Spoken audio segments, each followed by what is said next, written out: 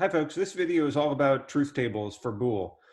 If I asked you this, are truth tables syntactic or semantic or pragmatic concepts, which would it be? Pause your videos and think about it for a second. Okay, that was your chance to pause your videos.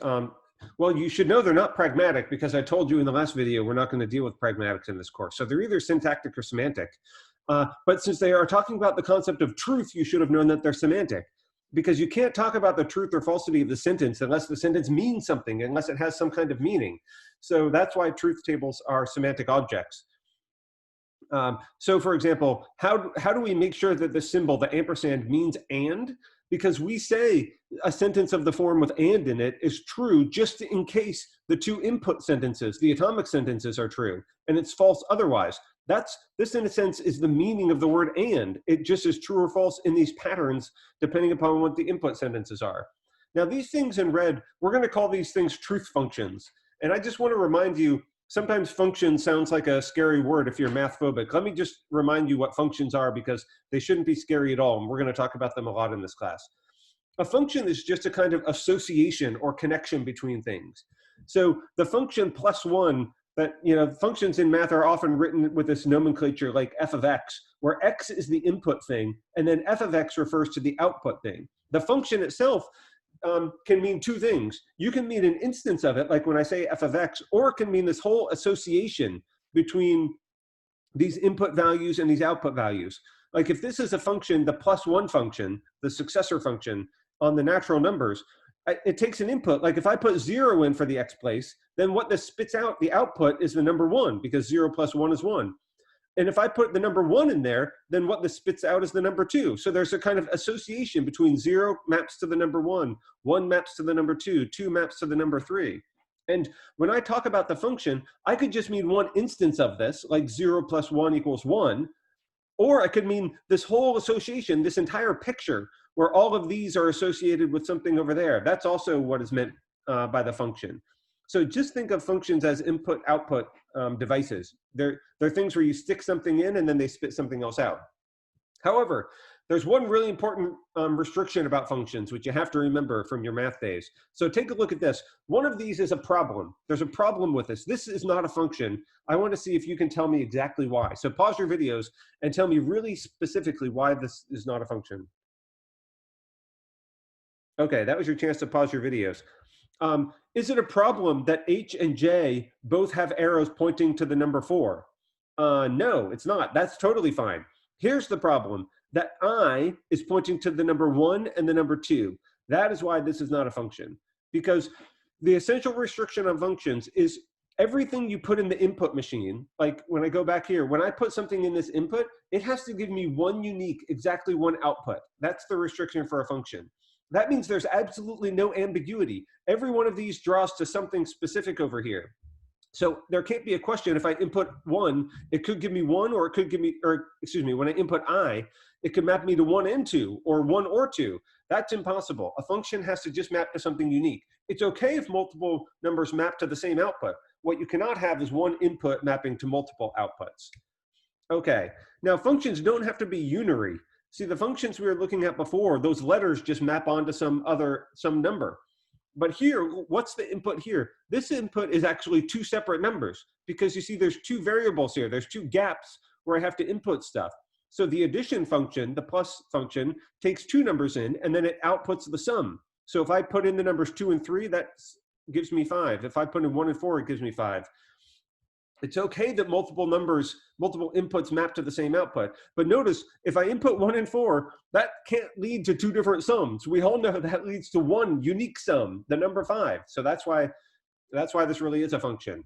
Now, when we talk about functions with our symbols in BOOL, the inputs and outputs are not numbers. They're actually truth values. So what we input is the truth value for P and the truth value for Q. When those are both true, then the output value is true. If I input a true and a false inputs, then the output is false. And if I input all false outputs, the output is false. So the truth functions are mappings from truth values to truth values. That's what truth tables are. And these tables that we've created actually encode just that information. What this says, you read them in a row across like this. It says, these are the inputs over here. When I input those two inputs, then the output is true. If I input these two inputs, then the output is false. So you could think of the function as the whole association between inputs and outputs to define conjunction, or to define disjunction, or to define negation. We're also going to just talk about this pattern of truth values from top to bottom, TFFF. We're going to say that is the truth function for conjunction. And we can only use that shorthand because we're presupposing that we're all using these columns in the exact same way. It's because we're taking these as fixed and given that we can just read down the column of conjunction and talk about its truth function that way. Okay, now let's see if you understand how to do this. Pause your videos now and compute the truth function for this sentence. Let me see if you can do it.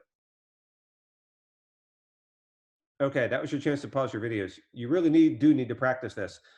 Why not do it now rather than on the final exam, try to figure it out? This is your chance to practice it. Okay, let's talk about the answer. If you have a job to compute a truth function like this, the first thing you do is you build the table and you pull out all the atomic sentences and you put them over here in the reference columns. Furthermore, you have to put them in alphabetical order. That's really essential. Otherwise, we're not going to all be on the same page and all get the same answer.